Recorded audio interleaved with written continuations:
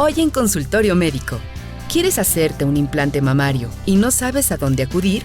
¿Sabías que la hipertensión arterial causa anualmente la muerte de 9.4 millones de personas en el mundo? Hoy te daremos datos que tal vez no conocías acerca de este padecimiento. Quédate con el Dr. Ponce y sus especialistas. ¿Qué tal, amigos? ¿Cómo están? Soy el Dr. Alfredo Ponce nuevamente para platicar del tesoro más importante que usted puede tener, su salud. Gracias por estar nuevamente con nosotros en su programa Consultorio Médico y vamos a iniciar para platicar de todo lo que a usted le interesa. Gracias por estar aquí y en esta ocasión tenemos nuevamente al doctor Pavel de Anda. ¿Cómo estás, Pavel? Un placer. Cirujano plástico certificado, uno de los cirujanos plásticos que pertenecen al Colegio y Sociedad de Cirujanos Plásticos de Jalisco, que usted puede consultar en cirujanosplásticosjalisco.org. Doctor Pavel, vamos a platicar de una circunstancia que está sucediendo muy actual en este momento. Muchas pacientes están llamando, están con la inquietud. Tengo implantes de mama, me operé hace 1 año, hace 3 años, hace 5 años, hace 10 años. ¿Me los tengo que quitar? Es una pregunta que estamos teniendo mucho, especialmente porque ha habido una gran cantidad de publicaciones en redes sociales que están haciendo una versión alterada de la noticia que salió hace poco de que una compañía de implantes sacó del mercado una línea específica. La respuesta sencilla es no. Si usted tiene implantes de mama, no necesita quitárselos. Lo único que tiene que continuar haciendo son sus revisiones anuales con su cirujano plástico para valorar una evolución normal. Es una de las cosas importantes, una de las cosas interesantes. La belleza es padrísima y qué bueno que hemos quitado muchas ataduras que existían antes y ahora las mujeres quieren verse mejor. Y una de las cirugías que se realizan más frecuentemente en el mundo, desde los 60s, es la cirugía para colocar un implante mamario y que tengan un mejor volumen, una mejor vista de su área mamaria. Pero muchas pacientes, Pavel, se hacen esta cirugía y no vuelven nunca más a revisión. Eso que acabas de decir es muy importante. Deben de revisarse cada año. Sí, y de hecho al principio es más frecuente. Es muy importante, sobre todo con esta condición que está saliendo a la luz que se llama linfoma anaplásico de células gigantes, que es una enfermedad muy, muy rara, ¿no? A nivel mundial tenemos poco más de 700 casos cuando hay millones de mujeres con implantes. Y es verdad, un tipo de superficie de implantes de una marca muy específica lo presenta un poco más alto, ¿no? Pero sigue siendo rarísimo. Entonces, pero hay que decir también que esa marca es la que se vende más también en el mundo. Es verdad, es una de las 2 marcas líderes. Es como aquí la circunstancia de cuál es el cirujano que puede tener más complicaciones. Pues el que opera más, el que opera menos, pues tiene menos posibilidades, sí, ¿verdad? Y aún así, el riesgo es tan bajo que ninguna de las asociaciones de cirujanos plásticos del mundo, a las que pertenecemos, a los otros países, sugieren que se les retiren los implantes, porque el riesgo es muy bajito. Sin embargo, sí sugieren que mejor ya no los pongamos, porque para qué damos, aunque sea un poquito más de riesgo, a una paciente nueva, ¿no? Pero eso no justifica que una paciente que ya los tenga, con un riesgo que es menor al de que tenga un accidente en un viaje, se quite un implante con lo que eso implica para la cirugía, ¿no? Porque lo más probable es que no le pase nada en toda la vida útil de su implante. Lo que sí es que si ya se está acercando la fecha de cambiar sus implantes por el tiempo de vida del implante, considerar esta condición para planear cuál es el siguiente implante que se va a colocar. Acaba de decir el doctor Pavel de Anda un detalle muy importante que usted tiene que considerar. Hay gente por ahí que por mercadotecnia dice: estos implantes son para siempre, ya no se preocupe, ya no se los va a cambiar. Los implantes se tienen que cambiar. Esto es un hecho porque es un artefacto externo que usted coloca dentro del cuerpo y que va a tener un desgaste. ¿A los cuántos años usted sugiere que se le cambie este implante a los pacientes? La información que tenemos mezclada de las asociaciones y las organizaciones gubernamentales sugieren que esto sea entre 10 y 20 años de la colocación del implante, que usualmente coincide con que aprovechamos para hacer un arreglito, ¿no? A lo mejor levantar un poquito el busto, modificar el tamaño del implante, y la verdad es una cirugía, la segunda, que es mucho más sencilla y mucho menos agresiva que la primera, entonces es algo bastante fácil de sobrellevar para las pacientes, pero sí es importante cambiarlos. Claro. Tenemos dos circunstancias ya que podemos decirle a usted allá en casita. Primero, no se tiene que ir corriendo al consultorio de su cirujano plástico a quitarse los implantes.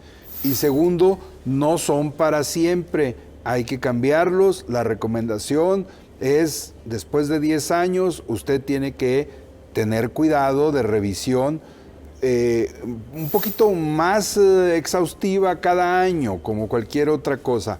Ahora, si usted tiene algún síntoma como aumento de volumen o dolor, entonces sí hay que ir con el médico inmediatamente. ¿Cuáles son los síntomas que nos harían preocuparnos cuando la enfermedad, cuando empieza entre los 2 y los 20 años, ¿no? Con un promedio de 8 años después de la colocación de los implantes? El síntoma más común suele ser un nuevo aumento de tamaño de la mama con endurecimiento o la aparición de una bolita cerca del área axilar. Y eso es lo que amerita revisión. Y esto es súper importante porque las pacientes que se atendieron de manera oportuna, la mortalidad de esta enfermedad, que es un cáncer, es de 0.4%. Es rarísimo, aún si tienen la enfermedad. ¿Está ya determinado que es un cáncer? Porque hubo un tiempo una controversia en si era un cáncer o no era un cáncer. ¿Está determinado ya que es un tipo de cáncer? Excelente pregunta. Es una enfermedad de las células de defensa. No se confundan, esto no es cáncer de mama, es una enfermedad de las células de defensa, y esto ya es meternos en ciencia un poquito más complicada, pero actualmente los científicos estamos investigando si es un cáncer de las células de la sangre o es una enfermedad linfoproliferativa que puede presentar una evolución desagradable. Pero efectivamente, todavía no estamos así con el 100% de certeza de que es un cáncer como comúnmente se dice. Pero es como un espectro de enfermedades, el linfoma anaplásico. Entonces, no es tan sencillo encasillar como, por ejemplo, si es un cáncer de mama, un cáncer de colon, que es una célula original la que da un problema y una evolución esperada de la enfermedad. Claro. Hay una cuestión que es muy interesante que yo quiero comentar con todo el público. Yo creo que en la historia del universo médico no ha habido un dispositivo o algo que se haya estudiado más en el mundo médico que un implante de mama. Hace algunos años en Estados Unidos se empezó a decir por ahí que los implantes de mama causaban enfermedades autoinmunes y el gobierno de Estados Unidos suspendió estos implantes. Y durante casi 20 años estuvieron suspendidos, allá no podían usar implantes, allá usaban algo que llenaban de solución salina. Sin embargo, después de casi 2 décadas de estudios muy exhaustivos, encontraron que no había ninguna evidencia que estos implantes causaran ninguna enfermedad, ¿sí? Obviamente, esto fue algo muy serio que se hizo. Si me permite, ese es un excelente ejemplo de lo que puede pasar cuando tomamos decisiones apresuradas sin tener toda la información todavía. Entonces, es un dispositivo que se ha utilizado en tantas personas, solamente las de los dientes hay en más personas, ¿no? Pero aún estamos en proceso de tener toda la información. Cuando descubrimos la enfermedad hace unos cuantos años, esperábamos que ahora que la estamos buscando constantemente tuviéramos un pico, porque había pacientes que no sabían que la tenían. Sin embargo, ese pico no se ha dado. Ha tenido una distribución más o menos de cualquier enfermedad. Entonces, eso quiere decir que la incidencia probablemente vaya a ser más baja de lo que esperamos. Pero como es una cosa que asusta, como es una enfermedad que en pacientes que no tenían otra cosa, porque el implante es una paciente sana, es muy fácil reaccionar de una manera demasiado asustada y causarle problemas a un montón de pacientes. Entonces, no es lo mismo que pasó con los implantes PIP hace un par de años, ¿no? Que se comprobó que tenían fallas en la manufactura. Aquí es una condición que aún estamos investigando, que es extraordinariamente inusual. Dependiendo de la estadística, varía entre 1 en 8,000, a 1 en 32,000, hasta 1 en 100,000, ¿no? Dependiendo de la serie de estudios. Es muy raro y aún estamos estudiando, aún ni siquiera sabemos realmente qué es. Sabemos cómo diagnosticarla, por ejemplo. Si una paciente empieza con esa inflamación, tomamos una muestra de líquido, la mandamos a estudiar y ahí nos van a dar el diagnóstico. Y el tratamiento también es bastante sencillo. Quitamos el implante junto con la cápsula que tiene y las pacientes se curan. O sea, no es de que no van a requerir quimioterapia, radioterapia. Si se detecta a tiempo, cambiar el implante cura a la paciente. ¿Sabemos cuántas pacientes se colocan implantes mamarios al año? Desafortunadamente no, porque los implantes de mama en todo el mundo no solo se colocan por profesionales de la salud certificados. Hay otra serie de personas con entrenamientos patito que también colocan implantes y ellos no tienen un registro. Entonces, sabemos cuántos hay de profesionales cirujanos plásticos de México, la de Latinoamérica, la de Iberoamérica, la de Estados Unidos, la de Europa, pero sabemos que hay millones de implantes, ¿no? Se ponen alrededor de 3 millones de implantes en América en un año. Entonces, exactamente cuántos, no sabemos porque nosotros lo ponemos todos. Imagínese usted, si partiéramos de esa base, de 3 millones, vamos a decir, en el mundo al año, vamos a ponerlo así. Y nosotros tenemos, desde en los años 70 ya se ponían los implantes, ¿sí? Imagínense nada más cuántas décadas tenemos poniendo implantes y nunca había habido una manifestación de este tipo. Solamente que se le ha estado investigando mucho y hay un promedio de 30 y tantas pacientes que han tenido problemas serios y que se ha relacionado con que ellas tenían ese problema que se llamaba linfoma anaplásico y tenían implantes. Pero también algunas tenían otro tipo de enfermedades, también algunas tenían otro tipo de problemática de salud y no se puede descartar que esta sea la única relación. No, y también debemos tomar en cuenta que de los primeros casos no sabíamos qué eran, ¿no? Entonces, los médicos que manejaron los primeros pacientes de buena fe tomaron estrategias que ahora sabemos que son contraproducentes, como drenar el bolsillo, como dar de inicio quimio y radioterapia, que ahora sabemos que si hacemos eso, el pronóstico para la paciente empeora drásticamente, ¿no? Por eso también una buena parte de la mortalidad fue al principio. Ahora la mortalidad de la enfermedad es de 0.4%. O sea, tenemos 740 casos con 33 muertes. Y eso es, cuando hablamos de mortalidad, nosotros llamamos también otra cosa que es la prevalencia de cuántos casos se presentan en el universo que podemos medir, y es bajísimo. Así es que vamos a dejar esta conclusión y vamos a seguir platicando de esto porque es un tema importante que está llegando a las redes sociales, que está en las preguntas en los noticieros.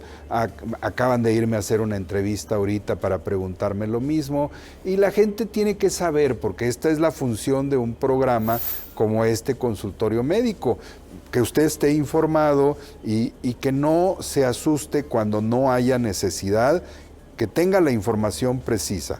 Número 1, no tiene que retirarse sus implantes si usted no tiene ningún síntoma. Número 2, los implantes no son para siempre. Número 3, no se están retirando todos los implantes del mercado. Una marca retiró uno de sus modelos. Vamos a ir a un corte comercial, es breve, vamos a regresar para seguir platicando de esto y de mucho más, porque hay mucho que platicar cuando hablamos de su salud. Regresamos.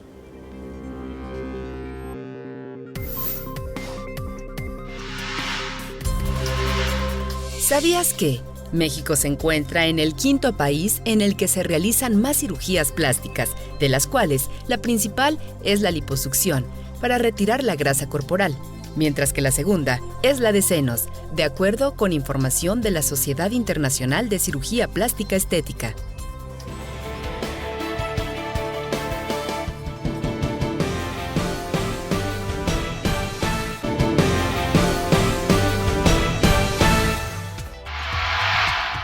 Ya estamos aquí de regreso en su programa Consultorio Médico. Gracias que sigue usted ahí en casita, pues presenciando y escuchando e interactuando con estos temas que son muy interesantes. Ahora vamos a platicar con uno de los grandes cardiólogos de nuestro medio, que es el doctor Luis Manuel Espinosa. Doctor Espinosa, siempre un placer contar con usted. No, al contrario, mucho gusto y muchas gracias por gran maestro de la cardiología. Y bueno, pues vamos a platicar de un tema que mucha gente nos pregunta. ¿Qué es la presión arterial? Vamos a platicar, a desmenuzar esta cuestión y ver de qué se trata. ¿Qué es eso de la presión arterial, maestro? La presión arterial es la representación del flujo sanguíneo, cómo se moviliza en todo nuestro cuerpo cada segundo, ¿sí? O sea, cada segundo del corazón, y si sacamos la cuenta, aproximadamente 100,000 latidos se tienen al día en promedio. Una persona adulta tiene un promedio de 100,000 latidos al día. Entonces, 100,000 veces al día el corazón está dilatándose y contrayéndose. Y en cada contracción expulsa la sangre a todo el organismo, y en cada relajación el corazón se vuelve a abastecer, se vuelve a llenar para enseguida repartir la sangre. Es lo que se conoce como un ciclo cardíaco por segundo, ¿sí? Entonces ese movimiento de la sangre lleva a una presión, como un río. Digamos que el corazón está conectado con un sistema de mangueras. A través de esas mangueras, exactamente. Y esas mangueras traen una presión en el líquido que va pasando por dentro, ¿es así? Exactamente, y esas mangueras son flexibles. Cuando se llenan, son elásticas también, se dilatan. Y luego también cuando se cierran, cuando ya se pasó el flujo, para que se termine de pasar, las arterias se cierran, no completamente, pero comprimen e impulsan, por lo tanto, el líquido sanguíneo. Y es ahora sí que desde la cabeza hasta los pies. En donde quiera tenemos flujo sanguíneo, entonces las arterias también van ampliándose de tamaño. Entonces las arterias que recién salen del corazón, obviamente que son muy anchas, y conforme se van alejando, se van haciendo más cortitas. Por eso hay órganos como por ejemplo el riñón, ¿sí?, que es en alguna de sus partes tiene las arterias igual las coronarias. Las coronarias, que son las arterias, son las mangueritas que reparten la sangre en el corazón. Esas mangueritas también tienen una dimensión cortita, de 2, 3, 4, 5 milímetros. Entonces, tampoco toleran mucha presión. Ahí es donde también se deduce que la presión alta puede producir daño en las arterias. ¿Qué es la presión alta entonces? ¿Por qué sucede? La presión alta sucede por muchas causas. Puede suceder hasta porque esté uno estresado. Una liberación de adrenalina en el organismo hace que las arterias se constriñan. O sea, se hacen chiquitas. Se hacen chiquitas. Y si se hacen chiquitas, la presión es más alta. El corazón tiene que vencer esa resistencia y entonces el corazón trabaja más. Es una bomba que si tiene obstáculos en el trayecto, entonces hace más fuerza. Y el riñón, que es el órgano regulador también en forma importante de la presión, también hace un trabajo muy, muy determinante, porque el riñón percibe que hay menos circulación y entonces él manda una señal de que hay que aumentar la presión y libera unas sustancias que son angiotensina. El famoso sistema renina. Angiotensina aldosterona, ¿se acuerda muy bien el doctor Alfredo? Sí, por supuesto, que lo tiene muy en cuenta. Entonces ese sistema que libera esas sustancias hace que un círculo vicioso. Entonces no se sabe muchas veces si esa misma presión alta puede dañar las mismas arterias del riñón. Qué maravilla de sistema. Es Sí. impresionante conocer cómo funciona el cuerpo humano. De verdad debería de ser algo que nos ocupara un poquito más para entendernos, porque es maravilloso cómo funciona de manera perfecta cada parte de su cuerpo. Sí. Para que usted pueda caminar, para que usted pueda despertarse, para que usted pueda comer, para que usted pueda ir al fútbol, a gritar. Todo es perfecto. No importa que le vaya al Atlas y sufra, o que le vaya al América y venga Memo Ochoa, o sea, todo tiene un sistema perfecto dentro del cuerpo. ¿Cuál es la causa más frecuente de que la presión arterial suba? Tiene mucho que ver los factores hereditarios, los factores genéticos. O sea, si mi papá tuvo presión alta, yo tengo más chance de tener presión alta. Efectivamente, más chance. No necesariamente va a ser una herencia obligatoria, sino que se tiene ya la predisposición. Y vamos a hablar ahorita de los factores que se conocen de riesgo. Ya mencionamos dos ahorita, la herencia y mencionamos el estrés. Entonces, ¿qué otro factor hay? otro factor, les voy a poner dos épocas. Para los que somos de mi generación, en aquellos tiempos, la mujer era muy difícil que fuera hipertensa, sobre todo si no llegaba a sus periodos de menopausia. Entonces la mujer estaba más protegida, porque tenía menos factores de riesgo. Por ejemplo, la mujer difícilmente fumaba, o difícilmente ingería mucho alcohol, o difícilmente tenía adicción a drogas, que son factores también de riesgo. Entonces, en aquellos tiempos, la mujer raras veces tenía hipertensión. No regañaba al marido tampoco. Bueno, eso creo que siempre, ¿eh? Eso. No, pues, no se crea, pues bueno, ya no regañan, ya no regañan. Entonces, eso ya hizo que me... porque, de veras, esas son ocasiones, un gran regaño. Tanto el que lo ejerce como el que lo recibe puede condicionar también que otro de los órganos o de los sitios diana que se llaman, donde puede afectar más severamente, y sobre todo las crisis hipertensivas que pueden provocar la muerte, o que pueden provocar una embolia, o que pueden provocar un infarto, o que pueden precipitar un daño ocular o un daño hepático, o en donde quiera hay arterias. Entonces la tolerancia y la importancia de los órganos pues van en determinada... ¿La hipertensión puede causar una embolia? Puede causar una embolia cerebral, sí. ¿Y puede causar un sangrado? Y puede provocar un sangrado que es de una alta gravedad, inclusive aseguran los neurocirujanos, por supuesto. ¿Cuáles son? Bueno, iba a preguntar los síntomas, pero antes de eso, sí. ¿La alimentación también puede ser un problema para la presión? Es otro factor de riesgo también. Comer sí. Carnitas como... Sobre todo ver el metabolismo que se tenga ya personal, Ajá. La predisposición que se tenga a la tolerancia. Hay personas que pueden tener 90 años y nunca fueron hipertensos, ¿verdad? Porque también es otra cosa que con la edad se va haciendo más frecuente y a más tempranas edades.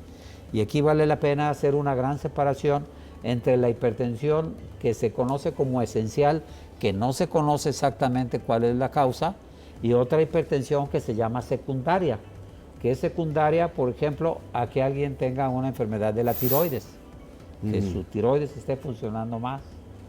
O hay alguien que pueda tener también una insuficiencia renal y el riñón esté liberando sustancias que hacen que la presión se suba. Entonces, ¿qué puede suceder? Que hay que saber siempre que se detecta una presión arterial alta, hay que ver de qué le viene. A ver si es posible. Aproximadamente el 80-85% de casos sí se puede conocer. ¿Cuál es la causa? ¿Cuál es el mecanismo que va a seguir? Aunque no se sabe la causa. Ok. La causa se sabe en un porcentaje menor, lamentablemente. Por eso ojalá que fuera al revés, ¿no?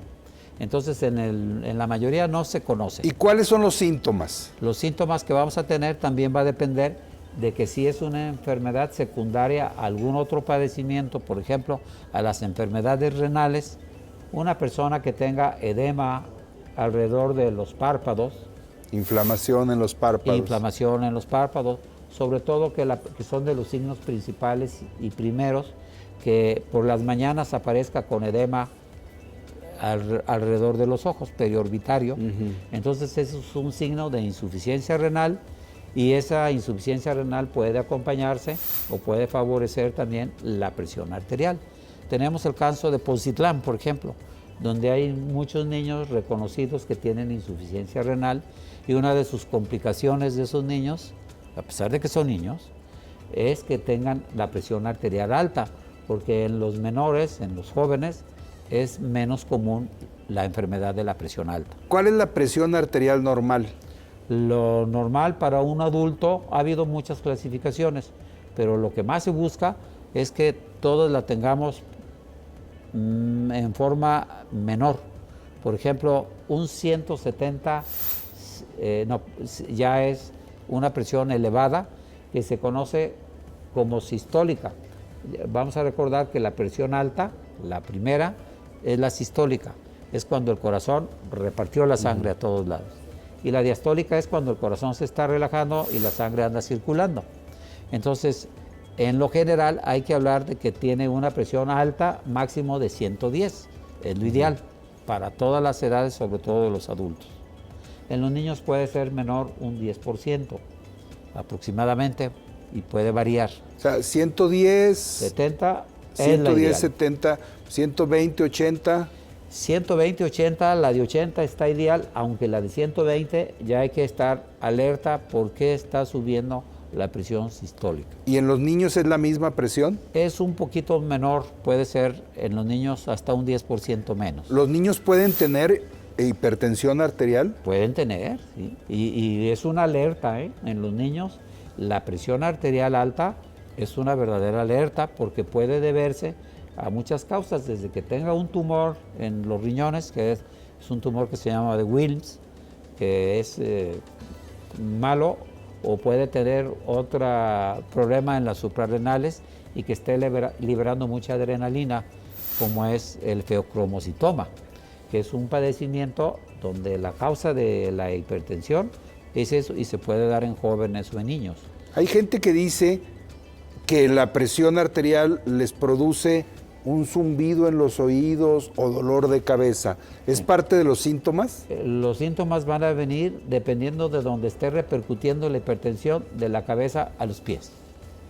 Alguien puede empezar con el zumbido de oídos, o puede tener dolores de cabeza que se pueden confundir con migraña, o puede tener también alteraciones en el corazón, que puede producir desde palpitaciones rápidas e irregulares, que tenga arritmias, o que tenga otros padecimientos más severos, sobre todo cuando es muy largo la evolución de la hipertensión, y puede tener ya daño en las arterias coronarias, que las plaquitas que tenemos adentro de las arterias estén produciendo obstrucción en su trayecto, sea que produzca una placa que se esté estableciendo. Eso ahí. es lo que le llaman aterosclerosis. En la forma más frecuente es por el camino de la aterosclerosis.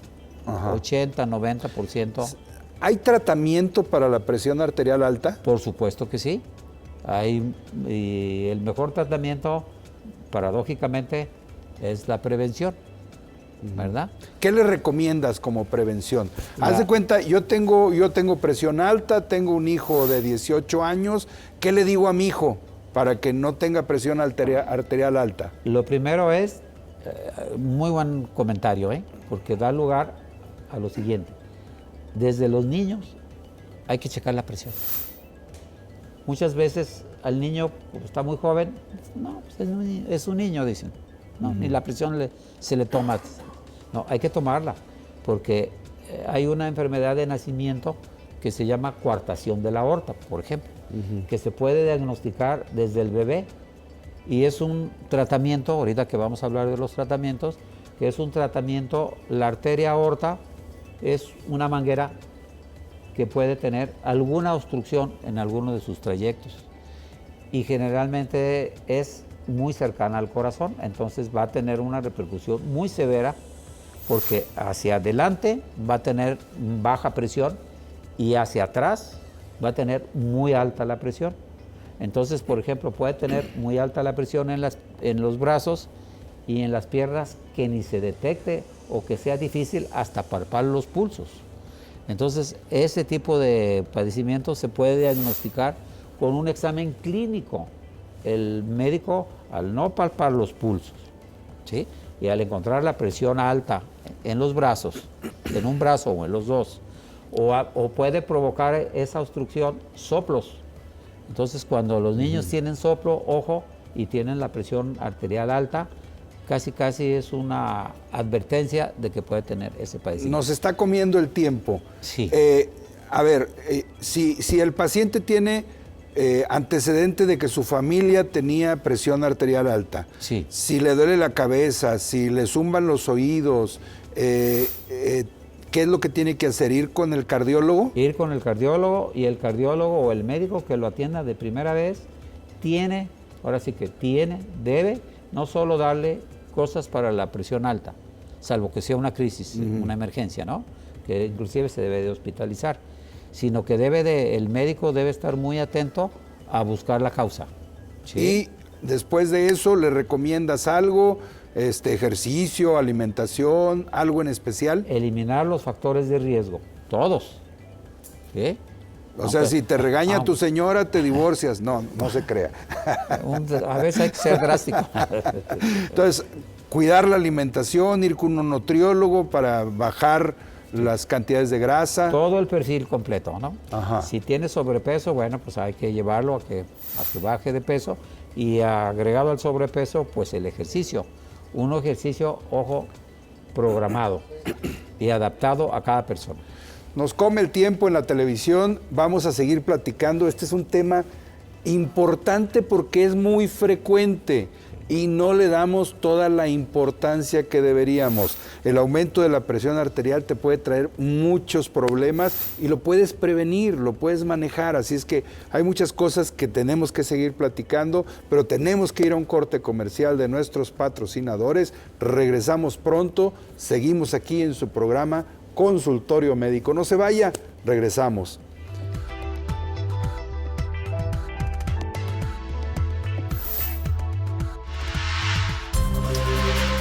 ¿Sabías que la hipertensión es el aumento de forma crónica de la presión arterial? Es una enfermedad asintomática durante mucho tiempo. Si no se trata a tiempo, puede generar complicaciones como infartos al miocardio, hemorragia cerebral, trombosis cerebral, insuficiencia renal y hasta ceguera.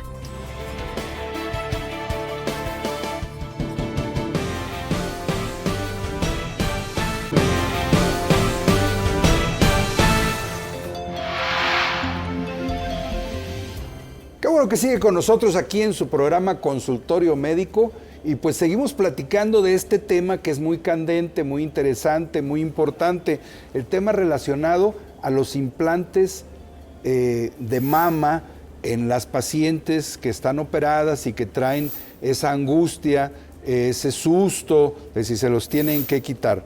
Hay algunas situaciones, doctor Pavel de Anda, en las cuales las pacientes están muy confundidas. Por ejemplo, hay diferentes tipos de implantes, diferentes marcas, diferentes formas. Todo esto adquiere relevancia porque se habla nada más de una marca. Sin embargo, entiendo que todos los implantes están hechos de lo mismo. Así es. Todos los implantes que se comercializan en México están hechos de silicón, una cápsula de silicón llenos con un gel de silicón, ¿de acuerdo? Hay muchas compañías avaladas por COFEPRIS para la venta de estos dispositivos en México, y todas las compañías manejan varios modelos. Lo más común es que cada compañía maneje implantes redondos, que son como el que usted tiene en su mano, anatómicos, que tienen forma de gotita, y además que tengan diferentes tipos de cobertura. La cobertura más usada en México es la que usted tiene ahí, una cobertura texturizada, que es rugosita para reducir una de las complicaciones más frecuentes de la cirugía de mama, que es la contractura capsular. Y también manejan implantes lisos, que se ven como el que usted tiene, pero completamente transparente. Lo único que cambia aquí es que uno es rasposo y uno es completamente liso como un guante. Además, las compañías van a tener diferentes tamaños, alturas, anchos, para cada paciente que tenga el perfecto para ella. De todas las compañías que hacen implantes, una de las más grandes es Allergan, la compañía que vende Botox. Esta compañía tiene dos tipos de implantes con textura, los Natrel y los CUI. Los CUI son con una microtextura, que quiere decir que el rugoso es muy finito, y los Natrel usan Biocel, que es una textura más gruesa, más rugosa. Los que se retiraron voluntariamente del mercado son solamente los que tienen cobertura Biocel de la compañía Allergan. Todas las demás compañías no. Entonces, y aún así, como le había comentado, pues el riesgo sigue siendo bajo. Y los implantes de Allergan pueden seguir usándose los CUI, que son los microtexturizados, y los lisos sin ningún problema. Y todas las demás compañías continúan manejando sus modelos sin ningún cambio tampoco. Aquí lo importante es no causar una crisis donde no la hay. Créame usted allá en casita que si nosotros estuviéramos con la certeza de que hay un problema, nosotros enfrentaríamos como profesionales que somos este problema. Pero también por ahí hay algunas circunstancias que están sucediendo y que tenemos que hablarlas claramente. Algunas personas ya están por ahí ofreciendo, si tienes implantes, te hago un descuento y te pongo otros o te los quito. ¿Qué les podemos decir a esas pacientes? Les diría que tengan cuidado, ¿no? Porque a mar revuelto, ganancia de pescadores. Siempre va a haber personas cuya ética no es tan alta como quisiéramos y se aprovechan de la preocupación de las personas para hacer dinero. Hasta la fecha, ninguna entidad reguladora, ningún grupo de cirujanos plásticos recomienda quitar los implantes. Ninguno. Salvo que tengan problemas, ¿no? Como habíamos comentado al principio. Entonces, sí tengan precaución si alguien les dice, te ofrezco un 20% de descuento en tu cirugía para cambiarte los implantes. ¿Por qué? Porque lo estoy haciendo por el puro dinero, no por preocupación. Si realmente hubiera una razón médica para cambiarlo, haríamos como gremio lo que hicimos con los implantes PIP, ¿no? Sí, claro. Las compañías, las demás compañías se ofrecieron a dar descuentos a los pacientes, los cirujanos bajamos costos. La idea para que esos implantes que sí eran peligrosos para los pacientes se quitaran y se cambiaran por uno seguro. Entonces, esto no es el caso. Créanme, o sea, obviamente la información fluctúa y pudiera darse el caso en alguna causa futura de que hubiera una campaña así, pero en este momento no hay ningún riesgo y si se cambian los implantes debe ser por indicación médica, no por susto, solamente porque se está de moda en redes sociales, ¿no? Déjeme platicarle cuando hablamos nosotros de unos implantes que se llamaban PIP, ¿sí? Es que se encontró que esos implantes que se retiraron completamente del mercado eran de origen francés. ¿Francés? Tenían un gel de silicón que estaba contaminado, no era puro. Silicón industrial le pusieron, sí, en lugar de... Entonces, ahí fue una cuestión de mala práctica de una empresa y bueno, pues definitivamente, como decían por ahí, cosas veredes, mío sí, hay gente mala en todo el mundo. Y pues por ahí se contaminó una empresa y tuvo que retirarse ese tipo de implantes. Pero créame usted que si un artefacto médico ha sido investigado por años y años y años, son los implantes que se utilizan para el aumento de la mama. Lo único que pretendemos con este programa y con esos comentarios es tranquilizarla a usted y decirle no tiene que estar asustada. Si tiene algún síntoma, considere mandarnos un mensaje a cirujanosplásticosjalisco.org o consultar con su médico certificado para que la revisen. En caso que usted tenga un aumento de volumen, hay que hacer un ultrasonido y hay que valorar, en ese caso sí, la posibilidad de retirar el implante, de cambiarlo por otro, de quitarle la cápsula, de mandar a analizar ese líquido, que es como se determina si hay alguna complicación. ¿Es así? Correcto, es correcto. Bien, bueno, pues esto es el tema de actualidad, es el tema de los implantes. Vamos a hacer muchas otras intervenciones, porque queremos que usted esté tranquilo, que usted no tenga esa psicosis, y también queremos que usted siga pensando en la posibilidad de su estética corporal, porque sabemos además, doctor, que no es nada más la estética, la cuestión del tamaño y la forma del busto es una cuestión también emocional para muchas mujeres. A veces, sobre todo para nosotros los hombres, se nos hace algo superficial, ¿verdad? Pero para las pacientes es realmente algo que les puede causar conflictos importantes. El hecho de poder modificar el cómo se ven en el espejo les devuelve a veces ilusión de poder usar un vestido strapless, de poder tomar esta foto fantástica en la playa para Instagram. Entonces son cosas que son muy importantes para la autoestima de las pacientes. Si esto, y además es una cirugía muy segura, es una de las cirugías con el menor índice de complicaciones y es la cirugía con el índice más alto de satisfacción a nivel mundial. Entonces, es una cirugía que es segura, es una cirugía que es buena, siempre y cuando se haga con un profesional competente, certificado, porque también tiene que dar el seguimiento, porque usted le dio a la cabeza al clavo, ¿no? Lo más importante es la confianza con su médico para que en caso de cualquier duda, no se asuste y le pregunte a la comadre, no, le hable a su médico, oiga doctor, me pusieron los implantes, ¿qué tengo que hacer? Y les aseguro que su médico les va a responder con todo gusto, porque nuestra misión, al final de cuentas, es que ustedes estén sanas y estén contentos. Claro, a final de cuentas, recuerde también, hablando de este tema, no se inyecte nada en el busto.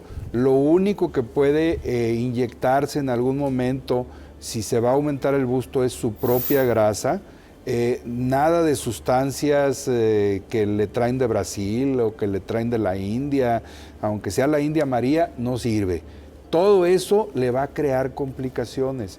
Hasta el momento son muchos millones de mujeres que tienen este implante mamario y no hay una evidencia real y clara de que cause un problema específico. Así es que vamos a seguir platicando después de un corte comercial. Vamos a ver las preguntas que hay del público y vamos a estar aquí presentes. Recuerde, ¿tiene una duda? No vaya con cualquier persona, vaya con un cirujano plástico certificado, que no lo asusten, que no lo alarmen, y como dijo el doctor Pavel, crea en la confianza del médico que le enseña sus credenciales sin ningún problema y que le da a usted la tranquilidad de que todo está bien. Vamos a ir a un corte comercial, es breve, regresamos pronto, no se vaya, venimos a la conclusión del programa.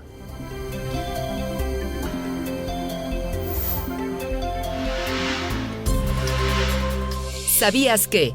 Las personas que deciden someterse a cirugía de implantes mamarios deben saber que dejar de fumar es el primer paso para una recuperación rápida, precisamente porque el tabaco influye mucho en el estado de nuestra piel.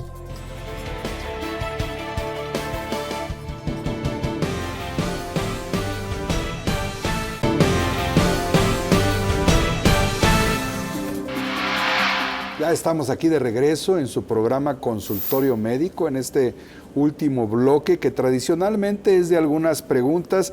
Y bueno, pues vamos a empezar con nuestro cardiólogo de cabecera, el doctor Espinosa. Aquí hay una pregunta muy interesante, hablando de presión arterial. Dice, a mi abuelo le recomendaron tomar una copa de whisky diario para que se le controle la presión arterial. Bueno, ¿Es cierto? Es un buen factor de mejora, ¿sí? De liberar endorfinas, de relajarse, entonces sí ayuda mientras no sea una acumulación de alcohol. Una copita. Una copita o hasta dos en el hombre, y lo que se ha visto, y es un estudio que hicieron en Inglaterra, o a una copa en la mujer, ¿Sí? pues sea tinto o sea de cualquier otro. Aquí lo importante es la concentración de alcohol que una elevada concentración de alcohol sí sube la presión arterial. Actúa de diferente manera. Actúa de diferente manera también dependiendo de la tolerancia de la persona. Para el doctor Pavel de Anda, ¿cómo sé si una prótesis se me rompió?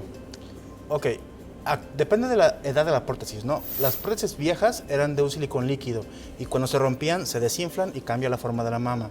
Las nuevas son de un gel cohesivo que no pierde la forma aún si se rompe. ¿Cómo sospechamos de ruptura? Si se cambió la forma de la mama por contractura, si empieza a haber mucha inflamación, si empieza a haber dolor. En general se hacen estudios más o menos cada 2-3 años con su médico que las operó, pero si hay dolor, cambios en la forma, más vale revisar, ¿no? Porque aún con ruptura los implantes nuevos son muy seguros.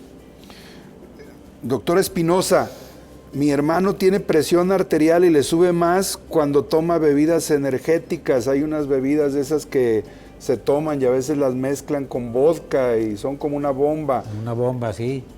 Sí, definitivamente hay que indicarle que no lo haga. Hay que quitárselas y luego ir siempre a las causas. Hay que ver por qué.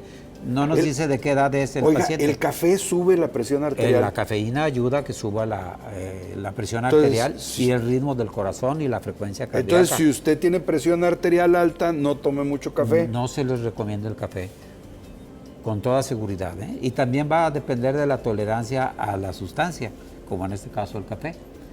Sin embargo, definitivamente sí produce un efecto estimulante. Y al estimular ahora sí que las catecolaminas, la adrenalina, sí eleva la presión arterial.